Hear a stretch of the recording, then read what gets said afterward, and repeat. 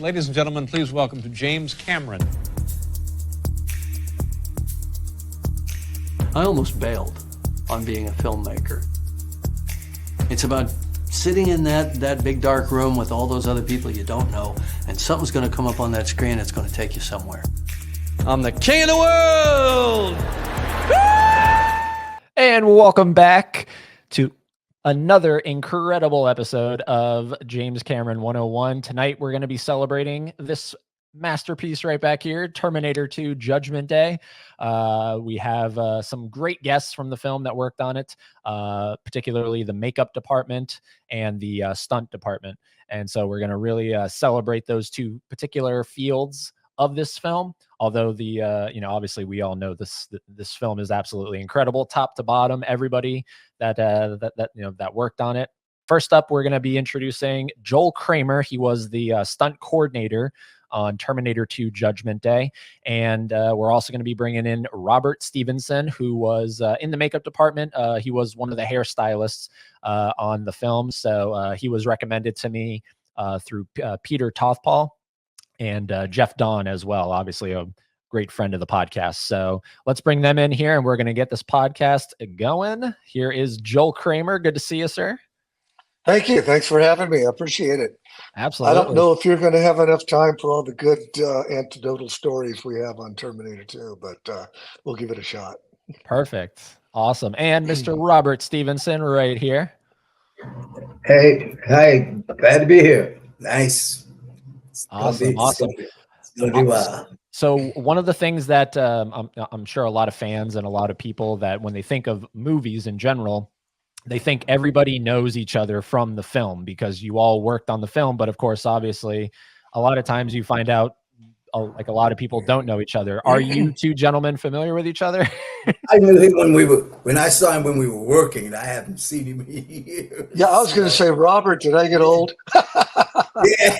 I mean, think about it. We started this movie in 1990, and I was on it for 11 months. You know, I had black hair. My hair was black and no white beard. Yeah, so was mine. Anyway, well, I got to tell you, I'll tell you what, T2 was an adventure. And we used to have a saying on the show because, it was a ball buster. Jim's a ball buster. We had a saying on the show, T3, not with me. And I'll get into that later. Yeah, it was pretty hard show. It was tough, and working with James is, you better be on your toes. You know how hard it is to work with. Oh yeah. But Jim, he's a genius. He is a genius. He's He knows what he wants. He's got the film cut in his head. I remember when I was in pre-prep, we were over at Stan Winston's studio, and I'm looking at some of the old storyboards. And Jim and I are talking about, we're going through the different prosthetic stages and how we're going to do this with one arm. We're going through a lot of the storyboards. And I said, Jim, why does the T-1000 look like Billy Idol? He goes, funny you should ask. He goes, I was going to have Billy Idol on. He was going to play the T-1000. He had that look I was looking for at the time that could morph, from the mimetic polymetal into a human. I said, what happened? He goes, got in a motorcycle accident, broke his leg. And, everything has a reason for happening. We got Robert Patrick, who was absolutely phenomenal to work with. I have some great funny stories with Robert on the show. And, I don't even know where to start, because there's so much that we did on this project. Oh my God. Let me first say that it's great to know that you guys know each other. Because like I said at the top, you find out that a lot of people don't interact with each other. And rightfully so, because you're in your own department, you're focusing on your department. Well, as a stunt coordinator and Arnold's stunt double, I have to interlock with every department, especially hair and makeup for the doubles. And for myself, special effects, set deck, props. I'm in wardrobe. I'm in with all of it because we're designing stunts and sequences where all of these departments have a big hand in the safety and the look and how we're going to design rigs and pull everything off. Gotcha. Yeah, because we did see him in the makeup department a lot because I was doing the double a lot. Because Peter was working with Arnold, so I had to do the double. So he was always there, and you know, and cameras uses a microscope, you know, make sure this is just right. If it's not right, you're not passing. So. Oh, Yeah. Jim is very myopic. You are absolutely right. Yeah. I have seen Jim. Okay, we're in the flood. I'm going to jump ahead for a minute. Show you how myopic he is. We're scouting the flood control canals where we're going to do the big, you know, motorcycle and the truck jump, and then do the whole chase in there with the tow truck. And Jim's going, "Oh yeah, we're going to be doing 60, 70 miles." I said, "Jim, stop. We're going to be doing 25 to 35 miles an hour in here." And, you know, I said, with these walls, it's going to give you the illusion as we drove by. And, you know, I had to kind of light them up to that effect that you're looking at this concrete U and the bottom is pure sludge. So we had to stay ahead of the game and clean it. I mean, it was a safety, but when we were shooting it, Jim would, in between shots, Jim's out there dragging trash, setting pieces of trash or things that we're going to run through. And I'm just scratching my head in the truck with Jeff Dash now, my driver, going, "What the fuck is he doing? It's not gonna match." Okay, but that's Jim, you know, that's who he is, you know. Yeah, even with the actors, we do their hair. Yeah. He'd come in and he will do it. You know? You know, we know what he wants. He tells us what he wants. And then we do it, but he comes in and he changes it. He does it the way he sees it, because he's a genius. He sees it and he sees it one way, and then we try to interpret what he's telling us. Right. And then, but with those kind of guys that are really know their job and know what they want, it's hard to please them, and it gets really tough. It's really, I mean, it was a drag. Jim wants to do everybody's job. And everybody's. But I'll say something. He learns at an alarming rate. He learns fast, even with the stunts. I mean, Jim and I would be creating sequences like the motorcycle jump. Okay, we were in prep, and he says, "Kramer, I don't care what you do. You are not going to build a dirt bike to look like a fucking Harley Davidson and jump it off this and blah blah blah blah blah." I said, "Jim, we're going to fly it, because you told me previously yesterday that you could erase cables." He goes, "Yeah." He goes, "What are you going to counterweight?" I said, "No." We had been scouting locations, so I went out on my own, and I found the perfect location to do the motorcycle jump. We were in the flood control canals, and it came to a V, and there was a round, you know, outcropping. I said, "That's going to be perfect to launch the bike.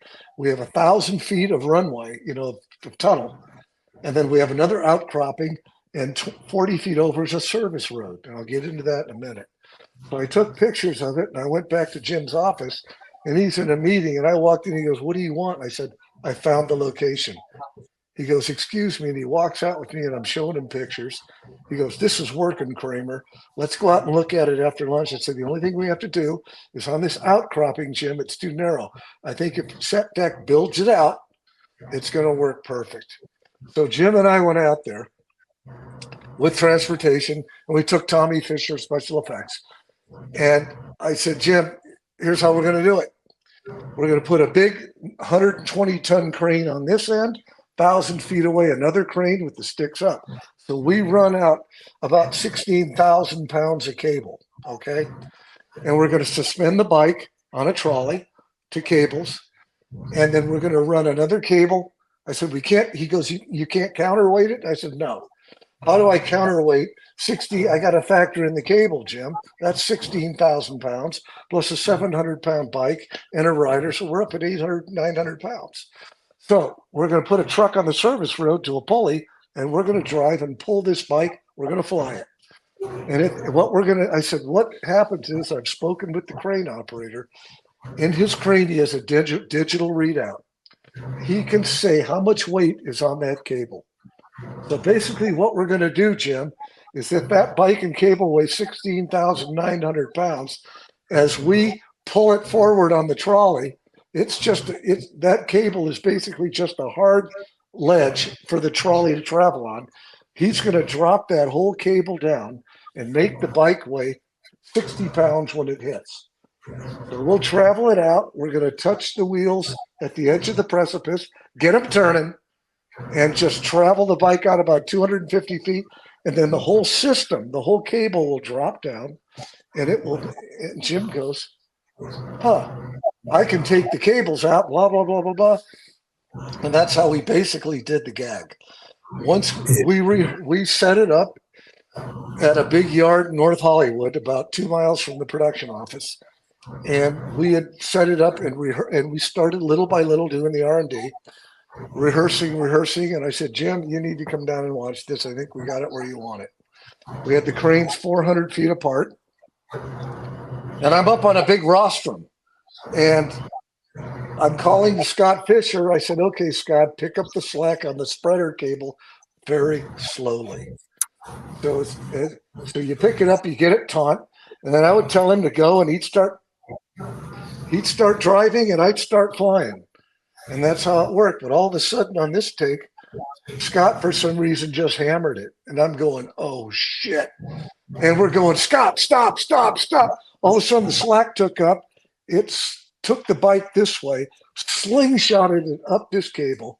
I'm traveling at about 35 miles an hour and go, this ain't good. And the pick point is up 40 feet in the air. I start climbing up the cable on the bike. I bailed. And as I hit the ground from about 8 feet and roll out, the bike hit right where I was. Just as that happened, Jim Cameron's running towards me. He had seen the whole thing happen. He was the first one to me. So meanwhile, back to the chase. We get it dialed into where I could have put my mom on the bike. That's how safe it was when we did it. And I still got the scars to prove it. He was, as you talk about Robert Patrick, yeah. You know, he's the villain. I mean, you know, he's running and he had that poor man running, chasing the car. He's chasing the car because, you know, he's a Terminator, you know, but we have to keep him looking like he can't sweat. He has to be, and he has to look stoic. He can't make any emotion. He's running after this car. I mean, they're not going slow. He's chasing this car, and this camera's right on. Do you remember when we shot the first part of that run out of the mall, Northridge Mall, through the parking structure, and he's got to run up to the truck, pull the guy out of the truck. That's a whole other thing I'll get into. And Robert did it, man. He was going, Joel. I was smoking cigarettes at the time. He'd come over and he'd go, Joel. I go, he would give me a cigarette. I go, I don't want Jim to see me smoking. He thinks I quit. And he'd suck one down real quick. I go, Jim's coming. Oh, fuck, shit. I'm just lying. He goes, you bastard. But, you know, Robert was great. But you're right. He couldn't sweat. He worked so freaking hard on that. We had to keep him from sweating. He had to look like he was always, hair glued back and arm his wrist, no sweat. But they worked that poor man. Do you remember the night? Were you there the night, Robert, when he came through the time bubble? We're under the 4th Street Bridge. Oh yeah. So it's freaking cold out. Okay.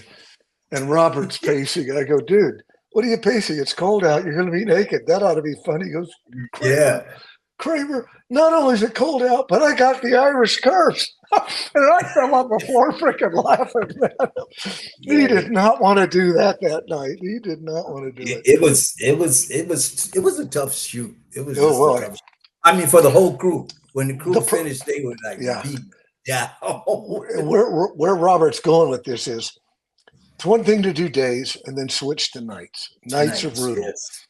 We went weeks for days, then we do a week of nights, 2 weeks of days, 3 weeks of nights. It was never consistent. The crew was beat to shit. Jim will shoot till the sun comes up or the sun goes down. Sun goes down. Overtime to the studios costing them millions. And poor Stephanie Austin, our line producer, man, she had to bear it all. I mean, Jim is a tough guy to work for. Yeah, he's tough. But if you're doing your job right, he'll still yell and scream. But the fun part is, and I think Robert will tell you this, is when you prove Jim wrong. And then he'll cock his gun, aim, and fire it on somebody else.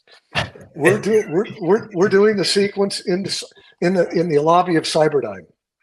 Right. I've got 25 stunt people up in San Jose, and it's cold. We're working nights. And the gag is I've got to bring the SWAT van in through the front glass, 180, this 14,000-pound vehicle inside this lobby with 20 stunt people so that then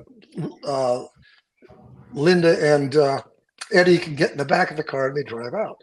Well, the problem is in front of it, if you look at the footage, there's a wall of glass three stories high. And in the middle, we built curb ramps. It's an 8-foot wide, 6-foot wide by 4-foot high, 50-foot long cement planter. So I've got to come in along this planter, figure out where I'm going to throw my slide, get it inside. I've got guys running out of the way. We're on a linoleum floor. There's a big security desk there. What Jim doesn't know is we've been shooting there for 10 days. And Robert and his team, they're taking care of my stunt guys, the actors. It's cold. So we'd wrap at 4 in the morning. I'd take that SWAT van and I'd go behind on a side street with one of my stuntmen, a man named Joffrey Brown. I had a God bless Joffrey. We'd wet the street down so I could mimic I wanted it like ice because that's what linoleum's like. And I set up cones for the length of the planter. And I set up a whole perimeter for inside. So we had all dimensions down. Now to get that big truck to slide, you have to use an emergency brake. So we put in what's called a line lock.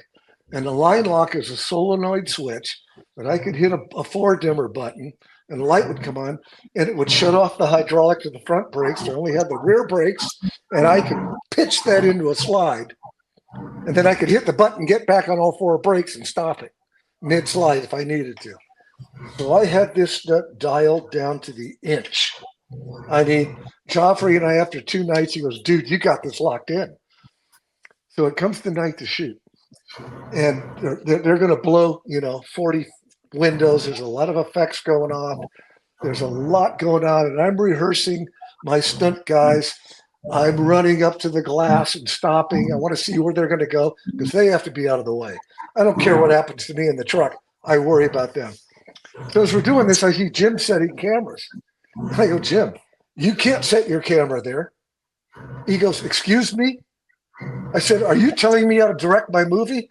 I went, yeah, you can't put your camera there. And he goes, why the F not, Kramer?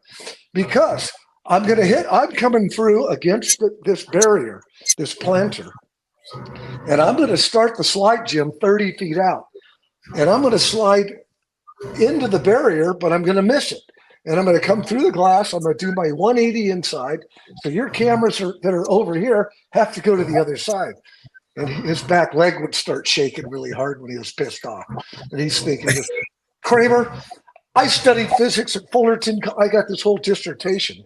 And I'm a physicist, and I know this. And I said, that's great, Jim. You can't put your camera there. So now we've got tape measures out. He's computing geometry, and it dawns on him, I'm right. And he goes, all right, Kramer, I am going to change my screen direction. But when you go through and I said, by the way, Jim, that desk you want me to, he's got that big security desk. He wants me to come in and hit it as I go around. I said, it's too far back, move it forward. I'm going to slide inside of it. He goes, you're going to go through the back fucking wall. And when you do, mister, you just keep driving right back to LA because you're fired. He goes, the desk stays where it is. Fine. We rehearse all the stunt guys. We do a lot of the lead ups with the van. Now it's time for the stunt. It comes off picture perfect, just like I said. I slid inside the desk, walls of glass blow. Susie goes, I get out to check on my stunt guys. Everybody's fine. And Jim comes up to me and he looks around like nobody's looking. Can you do it again? I said, yeah, why? Did I miss the desk? And I start laughing. He goes, yeah. He goes, how long's the reset? I said, Tommy Fisher, how long for a reset on all the windows? We got 3. I think it was Robert, something like 3 hours. Right. All of a sudden, Jim starts cocking and aiming at everybody else. God damn it. I told you to put that desk 15 feet forward. Why don't you go? And I'm just back there laughing like this.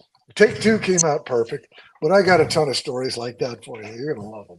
Yeah. Needless to say. Yeah, go ahead. Yeah, he's tough. Came out flawless. Yeah.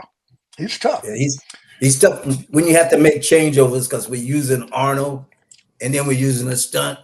And then when Arnold has his thing to do, then the stunt has his thing to do. And he's right, like the timing, he doesn't give you a lot of time. You know your job, get it done, get them out there. Because I'm not waiting for you. He doesn't wait for anybody. And he will belittle. He has a loudspeaker system, a Mr. Microphone, and he will cuss and belittle. You can hear it for like 8 blocks around. We're outside of the mall, and we're doing the stunt where the T-1000 jumps up, and I got Robert Patrick on a rig. He pulls the stunt guy out. We're inside, see him go out, and then we shoot the exteriors. There was a special effects rig that wasn't working.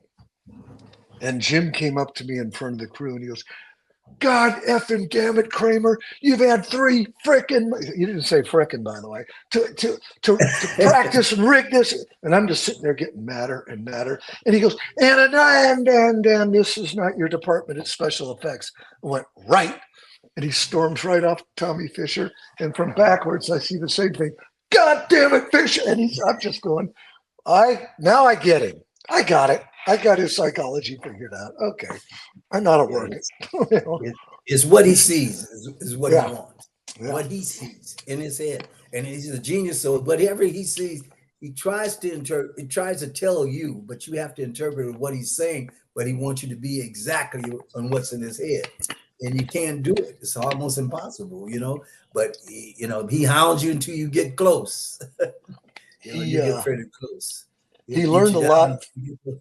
Yeah, it's true. And like I said earlier, he learns other departments' jobs pretty quick.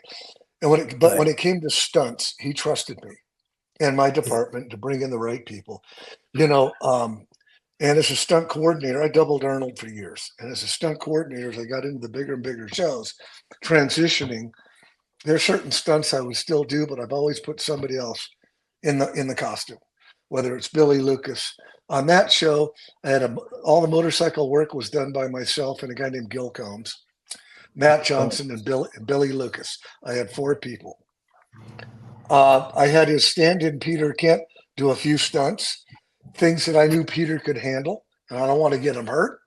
And he did okay. I'll give him that. And you know what? Yeah, he did. But mainly he was the stand-in. And there was one day, I'm going to tell you a funny story. It's where Arnold's chasing before he gets into flood control canal. He's on the Harley, and we've got the gun out, and he's shooting locks on the gates. And Jim goes, I want him to shoot the gates, and they automatically open. I said, well, we're going to have effects put cables on them, and we're going to have to time this out, Jim, and pull them open. I mean, Arnold did some free riding, but for a lot of his close-ups, we built a motorcycle that was on a hydraulic tricycle rig that we could tow. So it looked like he was riding. And then Jim from the camera car could crane the camera around and get the shots he wanted. That's how we shot with Eddie Furlong too. So Jim goes, so we got it rigged out. I'm showing Jim how it works. And he goes, who are you going to have do this? I said, I'm going to have Gil Combs do it. He goes, well, can Peter wants to try it. I went, no freaking way. And Jeff Dashnell, my stunt guy's there, who's doing all the truck driving for the tow truck and the cryo tanker. Jeff's a hell of a stunt man. And I said, I'll tell you what, Jim, let's rehearse one at 10 miles an hour with Peter, and we'll pull the gate open. I said, Peter, I want you to let out the clutch and go 10 miles an hour. When you get about 10 feet from the gate, we'll pull it open. He goes, okay, effects for everybody's ready. I said, action, Peter. Peter goes about 10, and then he guns the throttle. I said, shit. Oh, by the time they swung it open, he hit into the gate, and the bike went like that, flipped Peter off on his ass, and it stayed upright in the gate. But prior to that, I bet Jeff Dashnell. I said, Jeff, you got a $2,000 stunt adjustment coming today. Want to double or nothing? Peter dumps the bike on the rehearsal, and Jeff goes like this, looks at Peter, looks at me, he goes, So Jim came up to me, he goes, sorry about that. I said, Jim, I know he looks good in the prosthetic, but can't have him ride. Sorry. I can put him, I let him sit on the motorcycle and we flew it in the flood control canal. We had it dialed in to where my mom could do it. And I said, Peter, all you got to do is look stoic. And the minute we touch the bike down, as it slows down, just tap the brakes and stop, put your legs out, and we're done. That's all you got to do. And he did a good job. He listened. He did well, you know. And but stunts are, you got to have the right person for the right job. End of story. And I will not cut corners. I won't do it. Yeah, somebody gets killed. No, but I know nobody. Eddie Furlong, his head, the kid just had this supposed to be messy hairdo. We spent like 2 hours trying to do his hair because he kept changing it. The director come in and change it. I want it like this. Yeah, let me do it. We have to let him do it, you know. So he goes in and does his thing, and then he said, "Okay, that's the way I want it." He walks out, and then we put it the way the way we saw it, and we put it. And then, but you got to let him do it. You know, he wants to do it. He's hands on. He's hands on. Robert, you just reminded me of a funny story. We're up in Lancaster. We're up in Lancaster shooting the sequence where, you know, they get the weapons from Enrique. Yeah. And I go in to look at dailies one night. We're staying at a hotel. They're showing dailies in the restaurant. And all of a sudden they get a close up of Furlong and he's got chapstick all over his lips. Now nobody noticed it. And Jim's looking at it and I go, "Oh, Buck." Jim goes, "Play that back." And they roll it back, and he goes, "Where's Jeff Don?" Well, I'm going, "Oh, this is not good." He had to reshoot that whole sequence because Eddie's lips were dry, and somehow he got a stick of chapstick. And after Jeff would check him, he'd walk away. He'd go like this. Oh, it was not fun. But Jim had to blame somebody, so he blamed Jeff. Yeah, he was tough on making sure you do it. I see it like this. I want it like this. This is where I want his hair. This is what I mean. And he goes in and actually puts his hands in it, and he does this thing, and we just, you know, you just have to look. And then when he leaves, you do your thing, but he's already satisfied in his head that he did it, so it's cool. The good thing about working with a guy like Jim is there's one person you have to answer to. You don't have to go through 8 different producers and studio people. That's true. You know, he's not a weak director. I gotta do everything for Jim. Jim wants, "Hey, Kramer, how can we augment this sequence? You got any?" "Oh yeah, I've had Stephanie Austin walk up to me, "Hey, Joel, you know, we're getting over budget, and every time you and Jim have a huddle, it's another $100,000. I said, "Stephanie, you and I are here because of that man, James Cameron. If Jim says, right, Joel, if I want to, could we do this? Or what do you have? Jim, I have an idea. We could do bop, bop, bop, bop, bop. It might," he goes, "There you go, thinking, I like it. Let's do it." So, but as much as we say that he's tough, and he's tough, he's a great guy to work with. Yeah. But I've worked with Spielberg. He's tough. You know, George Lucas, he's tough. You know, these guys, because they're all geniuses in their own right. They know what they want. They know they're creators, and they create, and all you're there is to just make it come alive. You know, they want to see you make whatever they're thinking about come alive. So now this is specifically for both of you. I love these stories, by the way. That's why I'm just sitting back and letting you kind of take the throttle here. But for Robert, how did you initially get into Terminator 2? Was this your first Cameron project? That was my first. Yeah, that was my first Cameron project. Peter actually had the show, and he needed help. So I was doing another movie, but I had just finished. So he said, "Would I come over and help him?" You know, because we had been friends we had worked together for a lot. So Peter and I just got together, and he said, "Okay, I want you to do Linda and and Eddie, and I'm going to work with Arno, and then you help me with the doubles," and that's how we did it. You know. Gotcha. Okay. And then we still needed more people. and Joel, similar question: how did T2 get into? Well, I had been doubling Arnold for years, and I had moved up to stunt coordinating when we did Twins and Red Heat and several other movies. So Arnold called me up one day. He goes, "Listen, I want you to come up to the house. We have breakfast with Jim Cameron. I wanted to introduce you to him because I want you to coordinate the movie." So we went up there, and Jim and I talked for like 2 hours. I asked him about previous movies. We just hit it off with, we're both gearheads in a lot of sense. And that's how I got the job. Thanks to Arnold. He set up a good meeting with Jim, He did it the right way. He didn't want to just have me be a political hire, because after that, Jim wanted me for True Lies, and he wanted me for Titanic. I wasn't available. There were other, so it worked out really nice. And but Robert's saying too, Peter Tothpole and Jeff Don also were Arnold's guys, but Right, they had met on the original Terminator, and Arnold really liked them. He liked Jeff, he liked Peter, and he'd go, Peter, the hair. Peter was always on that head, saying that those spikes just right. Oh yeah. So it was. Peter came to me late. Peter came to me later on. He goes, I got to make a little hairpiece for you in front. He goes, you're starting to get a little thin. I said, yeah, I was hoping you didn't notice. I love it. I love it. Yeah. But the thing with Jim is, real quick. Yeah. He can take a joke. As much as he can dish it out, he can take it. And we gave it back to him. And he would laugh about it after all was said and done. Yeah. And there was this thing on T2 where we'd take these clown balloons and we'd make these big, long phallic. We'd make a penis. You make a head on this thing and balls, big, long balloon dick. And we put double-faced tape on it. We go up to crew members and go, hey, I got to talk to you. Pat them on the back and stick it on their back. So they're walking. It broke the monotony and the stress because people are dying laughing. They don't know why. So after about 2 weeks, everybody's checking.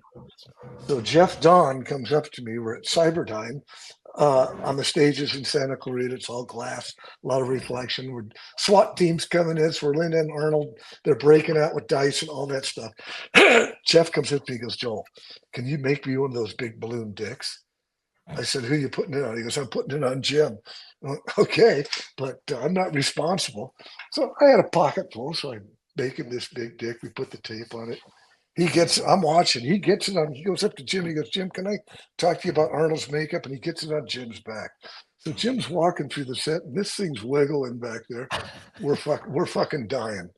For some reason, he comes up to me and he goes, Kramer, I'm sitting down. I go, yeah. And I'm trying not to laugh. He goes, if I find one of those balloon dicks on my back, you are fucking toast. And at that moment, he looks up in the reflection of the glass set and he sees it. I go, fuck it. I take off running. Jim takes off after me. We're running full speed through this labyrinth of a set. And he goes, will I catch you? I said, you ain't gonna. The whole crew set, they stop working. They're watching. We must have run a half mile through the set. We get out through the big double doors of this warehouse and we're both panting. We're out of breath. So I immediately throw Jeff right under the bus. I go, Jim, hang on.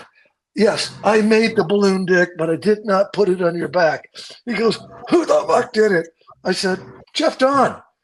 He goes, he's toast. And as we're out there, we're catching our breath, but I said, hey, I got an idea to get him back. And Jim goes, what? I said, look right there. He goes, what? I said, that's Jeff's brand new pickup truck. It was right by the front of the stage. Over to the left, we had these big K-rails that were 6 feet high, 8 feet long, big pieces of concrete K-rail. Must have weighed 3,000 pounds a piece. I said, Jim, what if I get transportation?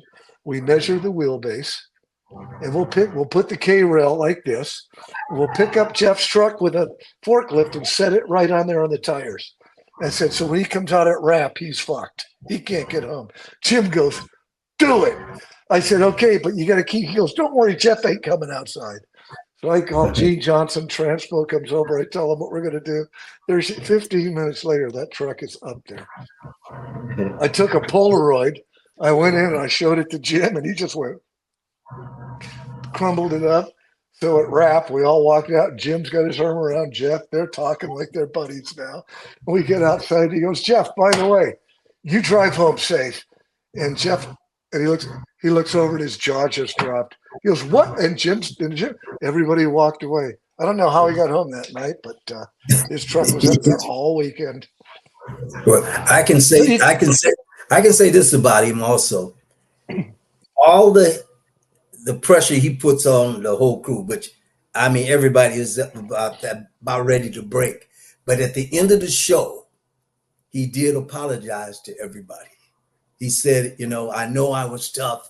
and because everybody had written these signs, they made a list of things. Produced by James, hairdressing by James. They had all his name and all the jobs they had his name under. But he apologized. He said, "I know I was tough, but you know," but he did apologize. I mean, he's just one of those kind of guys. It's tough to work. We actually had T-shirts made up with all Jim's sayings. Right. Like Chuck Stewart having you on sets like losing 2 good men. Kramer, you've had 3 fucking months. I mean, everybody that got, we used to call it boned. We actually got this big rawhide bone. And if you boned Jim on something, you'd have to wear the bone like a dunce cap. Yep. Poor Chuck Stewart wore it all the time, man. He was our prop master.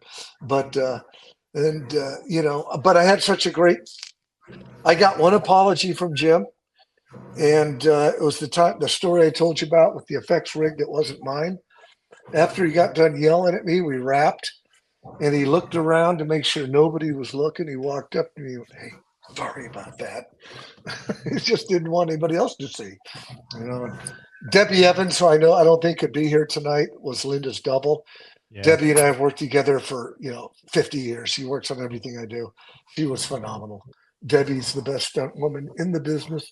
Linda was phenomenal. I think Robert will tell you. I don't know if you know. I worked with her. So, yeah, she was wonderful. Linda has a twin sister, and we're doing the end sequence where the T-1000 dies, and he morphs into Linda, and Linda comes up because Arnold would always walk up to Linda in the morning and go, "Good morning, darling," and he'd reach around, and grab her ass as a joke. So Linda and I are having a cigarette, and Arnold comes up to the set. Her sister's about 10 feet away, and Linda hides behind me. She goes, "Watch this. This is going to be fucking great." And he goes, "Morning, morning, everybody, morning." Linda, good morning. Walks right up to Linda's sister and just grabs her ass. She pushes him away and almost slapped him. Linda's behind me laughing so freaking hard she can't see straight. And so Arnold goes, "What the? Oh, I'm so sorry. I couldn't get that. It was brilliant. We had fun. A lot of fun. It was fun. Yeah. Now it seems like Joel and Jeff got a lot of flack from Cameron. Did you ever get some, Robert? Did you ever get any like these stories? Oh, yeah. I had a lot of flack. Yeah. Like I said, hairstyles, you do something, you think that's what he wants. But he would come in and, rearrange it and put his hands in it and, and you just let him do it, And then when he leaves, you just go ahead and do your touches. But it was always with the double, we had to make it almost exact, it's make that hair, the hair has to be, if Arnold had to spike, how he looked, we had to have it exactly just like that. So that, because the double is doing a lot of the work.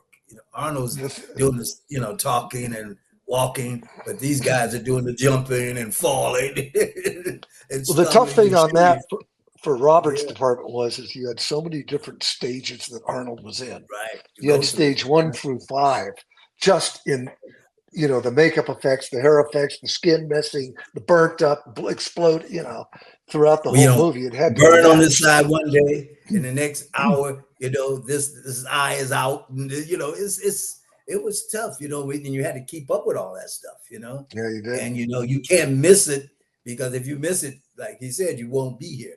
Because might as well get in the car and go home. The thing is, we shot out of continuity a lot. So if Arnold was in stage 4 makeup for next week, he's in stage 1 or stage 2. We're doing because of locations, sets weren't ready. It was a stress run out. Like I said, we went over our shooting schedule was 93 days. We went I want to say we went about 170. And same thing on True Lies. We went. I turned in a stunt budget on True Lies. Stephanie Austin, the producer, goes, "Joel, what is this? I said, "Stephanie, work with Jim. You've budgeted the show for 105 days. We're going to go 200. Just then, Jim walks by. He goes, "Kramer, when do you start prep?" I said, "In about 2 weeks." He goes, "What's that stunt budget?" He grabs it. He puts it in his hand like a weight. He goes, "I don't know. Feels kind of light." He threw it in the trash. But that's Jim. Yeah, he's that's the way he is. He's very he's just a tough man, and you really have to just be on your P's and Q's, because if you're not, you're not going to be there long, because that's just the way it is. And it's just the way it is. If you're not getting yelled at by Jim, you're not doing your job. You're not doing your job. I'm telling you for a fact, because that's just his way of blowing off the stress. And he throttles people up to about red line and keeps you there from morning, noon till night. So you're performing. Hey, there were nights it's cold. We're tired. I'm sitting in my chair, and I got one of the stunt gals working for me just digging in my shoulders. I've got a headache, and she's rubbing. All of a sudden, it gets harder and harder, and I go, "What the fuck is it?" I turn around, there's Cameron just digging his hands in. He did a switch. He did a switch with her, and I go, "Oh, Jim, that feels really good." Now he goes, "Oh, fuck you, Kramer." But Jim would get wound up, and there was a point that we said to craft service, make sure his coffee is decaf. That lasted about 3 days. He found out, went ballistic. We said, "Hey, Jim, you can't fire Crafty." We all did it because you're being an asshole. I mean, I've had nose to nose. But the fuck yous were flying between Jim and I over stunts I wouldn't let happen because, Jim, we can't do it this way.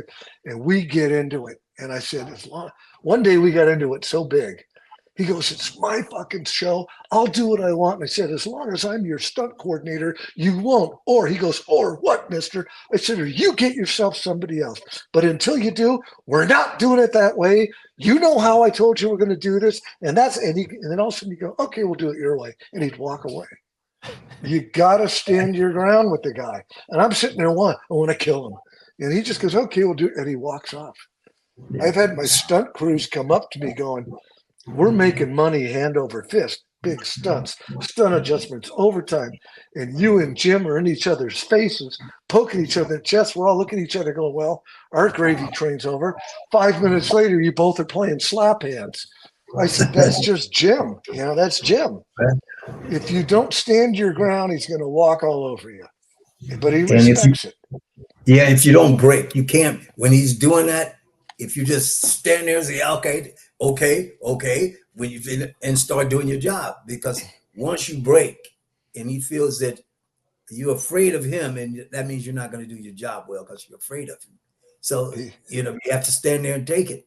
And that's what we all did. And it was like he said, it was a long shoot. It was a long shoot. And we were in an old steel mill that was cold. Oh, God. I learned psychology with Jim. One day he started yelling at me for a stupid nothing. That wasn't even my fault. He goes, "What's your excuse, mister?" I said, "Hey, I fucked up." And he looked at me and went, "All right, I can accept that." And he walked off. And I just smiled at somebody and said, "What was he even talking about?" I just shut it down. One day I said, fuck you to him on the set. And he had pissed me off so bad. He was just being an asshole to everybody. I said, "Jim, we can't." He did. He goes, "Hey," I said, "Hey, you know what? Fuck you. We're not doing it." He goes, "What'd you say to me?" I said, "Fuck you." He goes, "That's sir." I went, "Fuck you, sir." He goes, I deserve that." And he walked off. Just one of those guys, Yeah. Because I figured once you work with him and you can't you're not gonna ever work with him again. You think he actually, when I finished, I figured, I'll probably never work with this guy again. But the next movie he gave me was the movie that his wife did called Strange Days. He produced it. He had me to do it. And I did it. But his wife was producing, and she was just like him, just as tough. Wow. Tough. Now the film went on to win Best Makeup, and I know that Stan Winston and Jeff Don were given the Oscars, but were you able to get your hands on it? At that time, they didn't give hairdressers. They didn't get the Oscars at that time. Now they do, but they didn't get it then. All we could get was Emmys. I got a few of those, but that's good. But we couldn't get Oscars at that time. But they earned it. And very unfortunately, there's still no stunt category at the Oscars. Which no, I'll tell you why. Years ago, I'm going back to the 80s. A dear friend of mine who was a tough cowboy stunt coordinator started this stunt something coalition, and he tried to get Emmys in there, and he just wasn't political enough, handled it wrong. I'm not going to mention his name, he's passed on.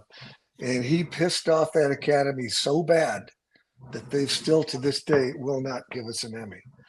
And I spoke to the head of a studio years ago when I was doing Last Action Hero, named Bob Raylier. And he said, I see you have so and so on the call sheet. You know, he's not really liked at the academy and at this. I said, yeah, I know, but he's perfect for this job. And da da da da da. I'm not going to let that affect the fact of taking a job away from him, Bob. Bob goes, I respect that. And that's when I put two and two together, that this guy had screwed it up for everybody. You know, and they have pushed, Spielberg's pushed, Cameron's pushed, acting. They don't budge. Wow. Yep. Yeah. I mean, like I said, hair just have been receiving them for the last few years. I mean, and it was a long fight because I'm in the academy, and it was a long fight. You know? So am I. I still can't get us in there. You know. You know, it's crazy. Yes. Wow. But Emmys, yes. But while you're making this film, because you're both very focused on your departments and everything, and the technical aspects of it, you, while you're making it, are you aware of, okay, this is probably not going to just be a traditional come and go film? Like, do you think that, or no? Yeah, because it's the new technology and all of this stuff that he's doing. You know, nobody's seen that stuff before, you know, so you figured it's going to be a good thing. It's going to be special. Yeah, it's going to be special. You can read one of Jim's scripts, and it's like a manuscript book. Right. It's very detailed. You can picture it. You see what he sees. He's very concise, and you can get his visual. Jim and I were sitting in his office one day, and we're discussing something. He said to me, I said, you know, Jim, we got a lot of testing, he goes, yeah. And, you know, give me a budget on what you need. He goes, this is the first $100 million movie Hollywood has ever done. He goes, back then, big budget was 35 million, you know, 40 million, maybe. He goes, I'm under the microscope on this one, Joel. He says, if I fuck this up, that'll be the end of all big budget action pictures. And it hit me. As I walked out, I thought about it driving home. I said, he's right. You know, he's absolutely right. So we're going to make sure that we bring our A game, which we always do, whether it's 20 million, 100 million.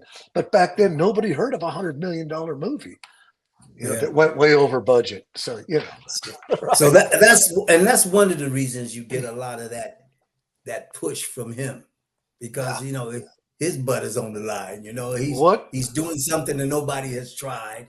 And, you know, he has to make it work. And the people that are working for him, he wants them they want that job done well, you know, and that's what it's all about. And like you're saying, this is why we knew it was going to be something different or good, because of what we were putting into it and what he was putting into it. So, yes, it was different. You look at the groundbreaking visual effects, because in meetings, Jim and I would talk, and he'd say, yeah, we're going to do this. We're going to do that. And I'm going, this is going to be just groundbreaking stuff. But then again, you're adding in, back then, the thinking was, Jim said to me, he goes, I only bring visual effects in to meld with the physical effects. I want to do everything in camera. It's believable. It's real. I mean, today, it's the total opposite. But back then, we had to figure out how to do it in camera. The effects, the rigs, the stunts, forget the testing when you get on set. That's weeks. You know, you take a sequence and people, you know, when they're scheduling out the movie, Jim would go, Kramer, what do you think on this sequence? You know, we're budgeting for a week. Jim, we're 4 weeks minimum. Just the time for effects and resets and this and that. He goes, you're right. You know, the last big picture he did before that was Abyss. I mean, that was all in tanks where you're controlling. You have every environment controlled. I said, Jim, we're going to be in so many different environments. When we did the Future War, Tommy Fisher's explosions in the background, that's 100 gallons of gasoline blowing 200 feet in the air. Every time they got to reload, it's an hour and a half job. I'm in this truck and I'm getting shot at by a hunter killer, and I got to blow it over end with what's called a cannon inside. So I'm sitting inside this truck belted in. Just to set that up, I've got a 25-pound naphthalene bomb underneath. I've got a live cannon next to me that has a black powder charge that throws down a telephone pole stub that blows me end over end at a certain point. And once I go hot, I have a radio in there that I tape down, and nobody comes near that truck because if for some reason something goes off, I blow into a fireball.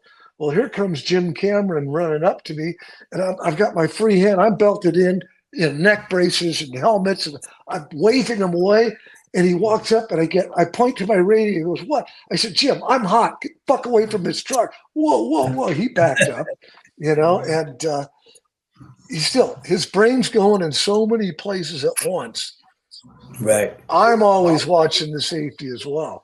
Even though I had already given a safety meeting, nobody comes near me until we roll. Or if they cut, effects will come in and take me off of a hot mode, turn the power off. Nobody. And, he just wanted to come up. So after the stunt was over, I flipped this car over, 3 or 4 times. I walk up and I said, "Jim, what was so goddamn important?" He goes, "I just wanted to tell you to have a good ride." I said, "Next time, do it from the radio or when the truck's cold." He goes, "You got it." So, but I'll tell you a funny story if you got a minute. And we're going to flip the SWAT van on the Terminal Island Freeway, and I'm going to turn this thing over at 75 miles an hour. So we had scouted the locations. I said to Jim, we had everything going the other way. I said, "Jim, when I cannon this, we're doing it at the apex of the Terminal Island Bridge. Well, it's 90 feet down. So I'm going to cannon into the center divider. I can't take a chance when I knock this car over. I got 14,000 pounds at 75 miles an hour sliding on its side. That's a lot of kinetic mass in motion. So I had the cannon set on one side. We're going to do it. Cut to the day we're going to do it. Jim goes, "Let's go up and look at the spot." So Jim and I go up to lunch. He goes, "Joel, I'm going to switch screen direction before I bring the helicopter in." I said, "Well, Jim, I got the cannon set on the other side. We're going to have to cut it out, put it on the other side." He goes, "Well, how fucking long is that going to take?" Stand by. Tommy Fisher. "Yeah." He's at lunch. I said, "How long is it going to take to swap the cannon to the passenger side?" "Why?" "Jim swapped the screen direction." "Yeah, fuck." And he drops the radio. So 2 hours later, they had it ready. So now we got about an hour. And we get the car up there. I got all the stunt guys set, all the opposing traffic. Jim comes to me and he goes, "Where do you think this thing's going to land?" Now I'm thinking in my head, I said, "Jim, well, I'm going to hit the cannon here." I'm thinking, okay, I'm thinking, how the fuck do I know? I said, "Why?" He goes, "Well, I want to light the area where it stops and put IMOs there. And am I safe to follow you with that cannon going off?" I said, "Yeah, you're safe." So I said, "Let's take a walk." So I'm walking, I'm looking back, I'm walking, I'm looking back. I get to about 350 feet. And I said, "Jim, within 20 feet of this circle." And he looks at me, he goes, "Are you sure?" I said, "I'm sure." And okay, so they're lighting, they're doing this. 2 hours later, I'm belted in. I forget all about that. Jim and I put our initials on the street. I put mine where I think I'm going to stop. He put his about 80 feet further up. Boom, I cannon the car over. It slides, it hits, it turns, it stops. My safety crew gets me out. And Jim comes up to me and he goes, "You all right?" I said, "Yeah." He gave me a hug. He goes, "I don't know how the fuck you did it, but I'm pretty fucking amazed." And I'm like, "What?" He goes, "Look, I was 2 feet away from my signature." I said, "It's just experience, James." And I walked away going, "Thank you, God." Incredible. When was the last time either of you actually sat down and watched the film? Oh, I mean, I've watched it on and off as it comes on every now and then, but I haven't seen it in a while. But I've seen all the new ones they've brought out. And they're garbage. But but that one, T2, I haven't seen that much of that. T2, I mean T3. I'm sorry, was garbage. It's just garbage. Yeah. I worked on Terminator Genesis. I went and shot a lot of second unit on it, and I just said, this thing's not gonna. I didn't say anything. Prior to T3, when I thought Jim was doing the movie, Jim and I were talking on the phone. We used to call once every 6 months. I said, hey, Jim, I was playing golf with Arnold. I didn't know that Jim was not going to do the movie and didn't want anything to do with T3. I thought he was doing it because Arnold says, I'm just getting you the script. I want you to do it. So Jim and I called Jim. And I'm excited to work with him.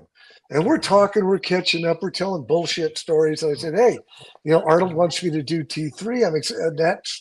That jovial went to ice cold. He goes, I will have nothing to do with anybody or anything that works on T3. And that conversation was over. I went, oh, okay. I didn't know that they had production. Someone had fucked him out of the rights. And this, there's a lot of bullshit that went on there. I stay out of the politics, and I said it didn't work out for me to do it scheduling wise, which I was glad for because I just didn't want to do that to Jim. The one thing about when you do something for the first time, it's a whole different excitement about it, and everything is new. But when they redo it, and they don't have that same energy in it, and it doesn't come out the same. It just doesn't come out the same. So, yeah, he's right. Walter Hill said to me years ago, he said, Joel, watch it.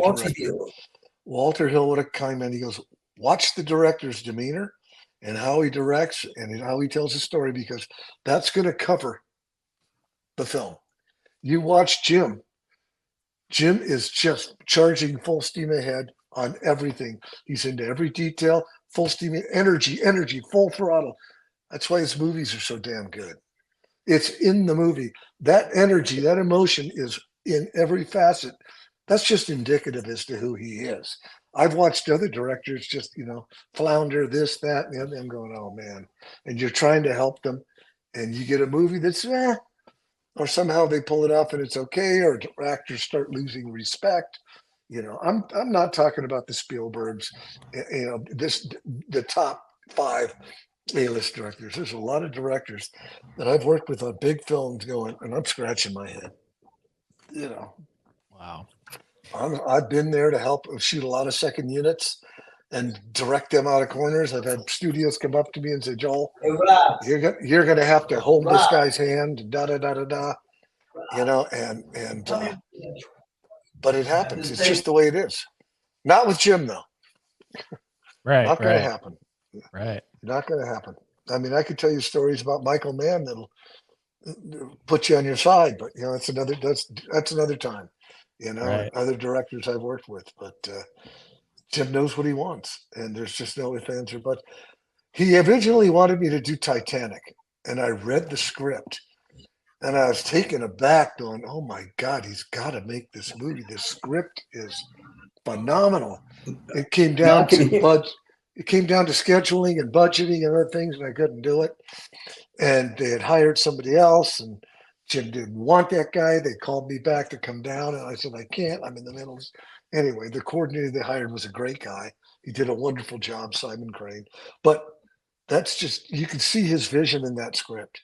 And what I read in that script when I saw the movie, I'll tell you, quick story. I'm doing another movie. We finished the same time as Titanic. This game popped up. Huh? I'm talking to Jim on the phone, and I go, "What are you up to?" He goes, "I'm just got back from Mexico. I'm editing the film." I said, "Yeah, how is that $220 million piece of shit?" And he started laughing. He goes, "Kramer, 219 million and not a penny over. Piece of shit." He goes, "I don't know. I'm just starting to cut it together, And when I saw it, I was blown away, as we all were. And everything that was in that script was from those pages. I mean, just the way you envisioned it when you read it. Wow. It was, that's his genius, his vision. You know, he's got that gift in this lifetime. Yep. Whatever karma he came in with this lifetime, he was blessed. You know, and he may be a tough guy to work for, but you respect it. Yep. And like I said, I'd rather work for a guy that can be a real asshole when you have to be, when he has to be, but he's not all the time. He's a great guy. Anybody else you work with, it's like shooting television after working with Jim. You know, it's just Yeah, he knows what he wants, and you know he's actually telling you, and he actually really he's giving you respect. You're working for me, you got to be good. That's what he's saying. So if I ask for something, I want it. That's what it comes to. I mean, just like stunts, he knows what he can do. You know, he wouldn't be there if you know if he didn't think he could do it. We wouldn't be there, or Peter wouldn't be there, or Jeff wouldn't be there if he didn't think we could do it. You know, so, you know when he's right. When you're bringing Jim's visuals to fruition, right? I want to give him plan A, B, C, and D, because there's times you'll see something go, hey Kramer, I'm thinking, you know, we did, but what about? I said, yeah, well, Jim, what do you think if we did? But he goes, oh, I like, okay, or no, I don't like it, or whatever. You know, sometimes you'll have this big sequence planned out, you prep for it, and all of a sudden you take a little bit of a left turn and a swerve back just to make something a little different that he saw. Or there's times I don't sleep at night and I'm thinking, because we got big sequence to start the next day. I'll go, and I'll go to Jim first thing. Hey Jim, he'll go, okay, I like it, you know, and he'd think about it for a minute and he goes, implement it, you know. He goes, how much time do you need? I'll need X amount, you know, and okay. Yeah, and you'll get it. Because it's all about the film. It's not about me. It's about the film. Not film. about my stunt. It's about what you're seeing on screen. That's what I'm there for. That's what I'm there for, you know. And what's on screen is very magical, and it's literally a masterpiece. It's quite literally a masterpiece. If you go back, I've told people this many times. I said, you take the cell phones and the cars out of Terminator 2 Judgment Day, it's timeless, and it holds up to anything, if not better, than today. I said, the only thing that date it are the phones and the cars. That's it. You know, think about it. And you know the leather jackets that Arnold gave everyone when it was over. Yeah. T2 jackets, the motorcycle jacket. Still have mine. I actually got my T2 jacket I got a couple of my wardrobe jackets, and actually sold them for charity many years ago. And I have these collectors calling me, dude, I would have given you 20,000 for that thing. Yeah. Too late. Brand new. I put it on one day just to see how it fits. My son's got mine. So we had Robert will tell you, we had all these pieces for the T1000, the big snick fingers, different masks, different this, different that. So I go to say goodbye to Stan Winston when we wrapped. I went over to his studio and we're hugging and talking, you know, this stuff. I go, what do you do with all that stuff? He goes, take whatever you want. I'm taking stick fingers and stunt mask, all this cool shit that I wish I had to take because I'd be a millionaire by selling it. But you know, give a little here, sell it, you know, whatever. I got nothing left. I got my T2 chair back and a lot of good memories, you know. And it was fun. It was hard, but it eventually ended up being fun. So that was an iconic movie, and it looks good on our resume. tell me what has matched it since. I'm dead serious. I go to people. There's been a lot of great big action Bond pictures I love, True Lie, different things, but what has matched it for what it was in its time period, even today, with those kind of stunts? Yeah, True Lies, we had huge, big stunt sequences that we pulled off flawlessly, and we had a lot more money, you know. And but think about it, without all the computer and green screen, it actually gave Linda a career, because she's still doing all of those old T2 stuff, you know. She's still doing the new ones, and you know, she's doing the new ones, and they do a lot. I guess they do a lot of these conventions and things. I don't know. Right. Yeah. So she's doing well with it. So the last time I saw Robert Patrick was about 6 years ago. My wife and I were down by Warner Brothers, And we're in a restaurant we're at lunch, and somebody comes up behind me and puts me in a headlock. And I did a reverse, brought him around, got him in a choke lock. He's going, Kramer, no, no, no, no. I looked at him, I go, Robert, what the fuck are you doing? He goes, dude, I just wanted to surprise you. I will never fucking do that again. Well, martial arts just kicks in. I just went, I reversed him. He goes, dude. I said, Robert, you can't do that to another human being. Yeah, I saw him not too. I was working with Sam Jackson. I worked with Sam Jackson. Sam is great. He still has one of my. He still has one of my golf clubs, by the way. Is that right? He borrowed it. He gave me my first set of golf clubs. I started playing golf with him. You know, we were doing Negotiator. On Negotiator, I brought this new driver down. He goes, "Let me see that." And he's going, "Hey, I'm going to play. I'm playing it in Chicago, right? We did it. We did Chicago and LA. He goes, "Hey, I'm playing in Vegas next week in a tournament. Can I try this driver?" And the next week, his stand-in came up to me. He goes, "You ain't getting that back." He loved it. That's right. He'll get it back. Sam Jackson, what a freaking wonderful guy. God, I love that guy. I did 14 years with him, and I retired after that. Yeah, you know? Good for you. I'm semi-retired. I'm getting bored. I've gone back to do a few films. I did my 41 years and quit. I live out in Tucson, Arizona, and now they have a big film incentive here. I'm getting called. Hey, you available for? You want to do that? I say I only want to work about 4 to 5 months of the year. That's it. More than that, I don't want to go out of the country. I'm just not at that point anymore. You know, I just you know, when you get past 25, you don't want to do it. I'm a couple years away from 70, and I'm comfortable. I'm happy. Well, I'm 80. Yeah. I mean, so I'm through. Absolutely incredible. Well, look, we just passed the 1 hour mark not that long ago, so we're going to wrap it up here. But before I let both of you go, first, thank you for coming on here, sharing your stories, your memories, going, back down memory lane. I ask every new guest this question. We'll let Robert go first. I'll make you full screen. You'll take up the whole screen. What is, no association involved, so take your association out of it. What is your all-time favorite James Cameron film? I would say he has a few that I like. I would say either I would have to say the Titanic, I guess. Titanic? Yeah, I would have to say that. All right.